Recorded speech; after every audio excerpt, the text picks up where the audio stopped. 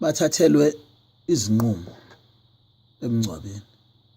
Ayikho into ebuhlungu nje ukuthi kushona indoda yayingazange ibhale kwiwili ukuthi kuzokwenzekani misishonile.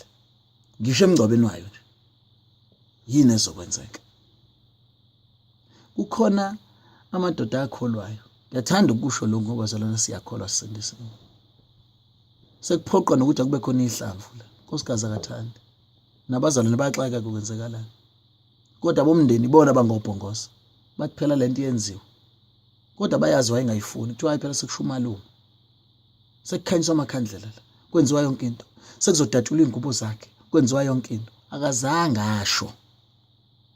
Ngoba enye iwili yenziwa ngumlomo. Enye yenza uyibhale phansi.